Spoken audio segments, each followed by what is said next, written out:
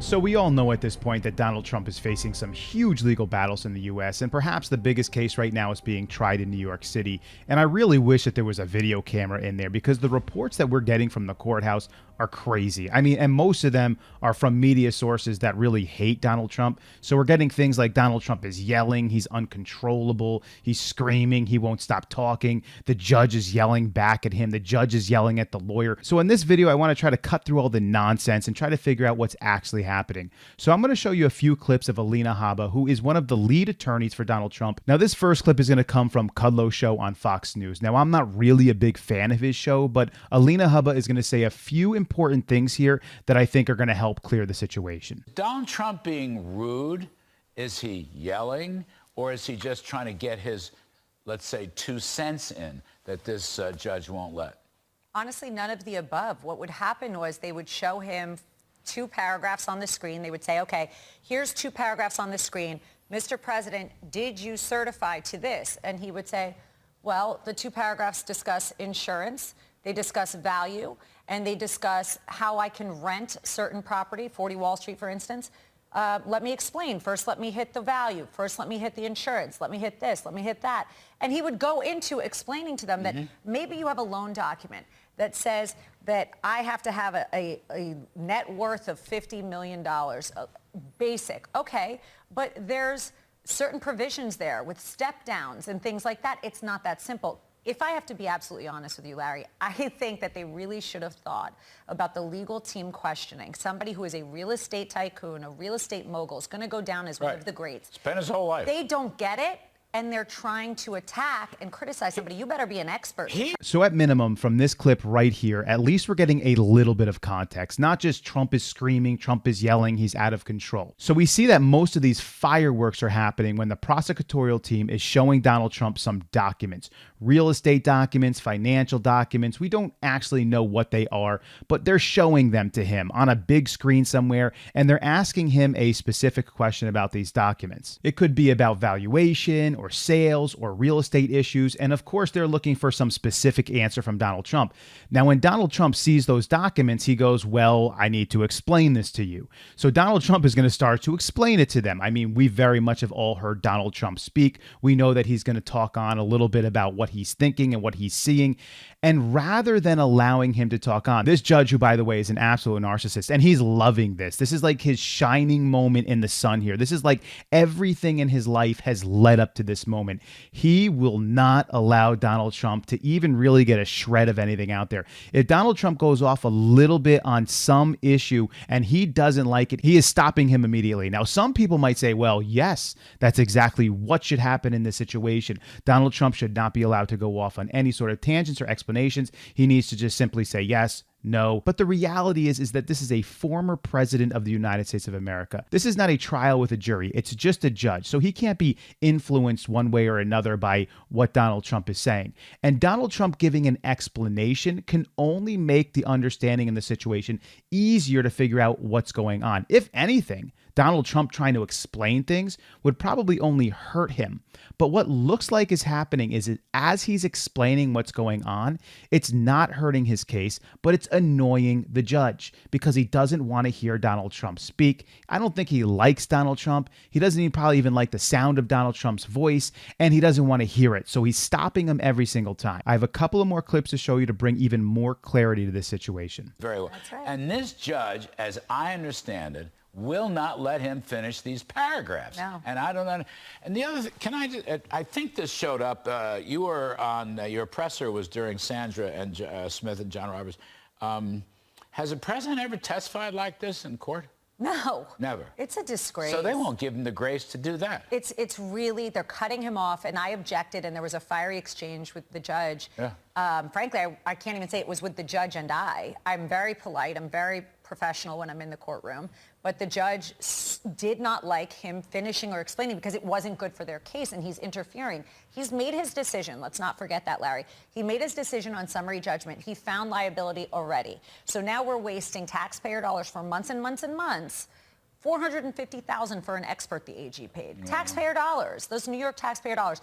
We're wasting all this time, and he won't even let the president, who's the person they're trying to get to, explain why he's certified to certain values. Why? Because the minute he starts to explain it, it ruins their case. At the moment that the prosecutorial team is putting these documents in front of Trump, and Trump is beginning to explain what's going on the way that Trump normally does these things, and then the judge is stopping him immediately every single time, there is a moment at which Alina Habba gets up, stands up, and says objection, because now she's objecting to what the judge is doing. And what she's going to really object about is the fact that she's not allowing her client to talk. She's going to say, Judge, you have to let him talk. You have to let him explain himself. The judge is going to say, I'm not going to let him talk. He's not going to run the show. I'm going to run the show. I'm the man. This is my show. Mr. Narcissist. That's what he really should be called, Mr. Narcissist. Now, I'm not saying that Trump is probably acting perfect in this situation. I'm not foolish. I've seen Trump speak, although I do agree with much of his political policies and the ideas that he has as far as running the country, foreign and domestic policy. He certainly can go off on tangents in explaining things. But this judge, who's been on the seat for as long as he has, should have a little bit more patience to listen to a former president of the United States explain what he's thinking about the documents he's seeing. He can't be influenced by what he's saying because he's not a juror. So allow the man to speak, unless he's going on for like 15 minutes or something, but I highly doubt that. It's almost certainly more likely that Trump is talking for 20, 30 seconds about something, and the judge is just like, you're done, stop. And so Alina Habba stands up, objection, you need to let him talk. And then what happens is he slams his hand down on the court table, the gavel, his hand, it's kind of unsure what he was doing, and he yells at her, he tells her, you sit down, you sit down. This is kind of the fireworks that the media is talking about out there without giving you some actual context on how this is happening. Let me show you one more clip just to make this a little bit more clear, and then I'll wrap this whole thing up.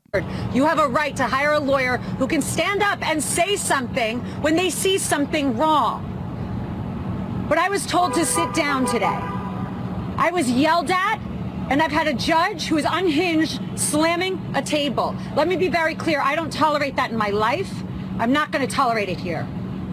And you know what? You shouldn't either. So let's go ahead and wrap this whole thing up, and then you can decide where you stand on this whole issue. We're basically starting to put the picture together.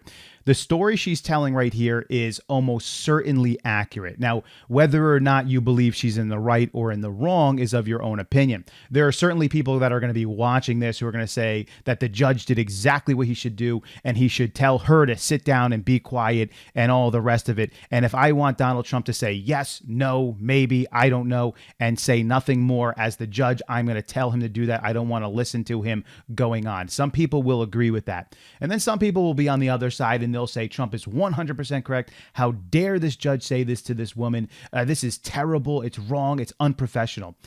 And right in there somewhere is the actual real story. We have a story of a former president who is being prosecuted. And by the way, this judge has already made his summary decision up. He's already decided that Donald Trump is liable for these charges for fraud, what's been charged against him, up to $250 million worth of damages. He's already made the decision that this is the case, and he already has bias against Trump, and he's already shown that he's loving the situation. So we're getting the picture, and we already know that we have Donald Trump. None of us here does not understand who Donald Trump is.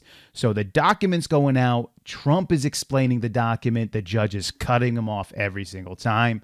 At some point, she gets up and she's trying to defend her client. As a lawyer, she's paid to try to help her client out as much as she can. She gets up and she objects to the judge. Now, some judges at that point would say, okay, listen, I'm going to let him speak, all right? But after about a minute, I'm going to cut him off because it's going too far. Mr. Trump, former President Trump, President Trump, whatever you want to say, I need you to be a little bit more succinct in your statement. I need you to cut it down. I want to get to the answer more quickly. If you can't do that, at about the 60-second mark, I'm going to cut you down. Okay? That, in my opinion, would be a judge who has experience, who's balanced, who understands who's sitting before them, the seriousness of the trial at hand, and is allowing the person to explain themselves without going too far.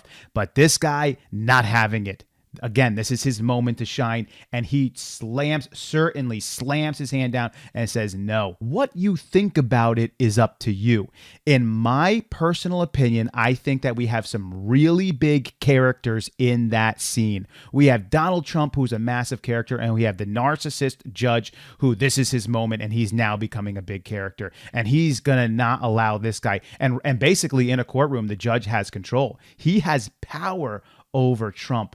And he loves it. He loves it. This is the best thing that's ever happened to him. He's like a 5-year-old kid with an Oreo cookie cake in front of his face, and his parents are away. Nobody's there, and he could just eat whatever he wants.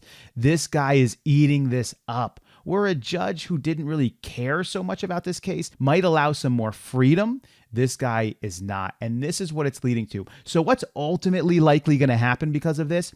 We're almost certainly going to see a ruling come down against Donald Trump for probably a lot of money. It could be $100 million up to $250 million.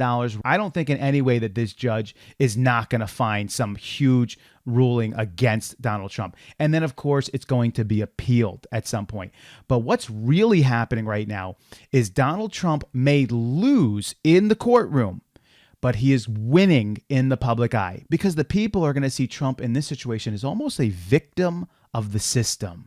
The system's going after him. The government's going after him. And did he really do wrong? Maybe he did something here wrong, but why are they so ravenous in this? And they're going to see what his lawyer is saying out there. And I think people are going to actually start picking up on this, and it's actually going to continue to have more people flood towards Donald Trump's side and voting for him, even though he may in fact actually lose in the courtroom, but it will be appealed. I hope that it gets through all of the nonsense you might be hearing out there without any context or any explanation. I'm trying not to be too biased in what I'm saying, but I'm trying to be very balanced and clear.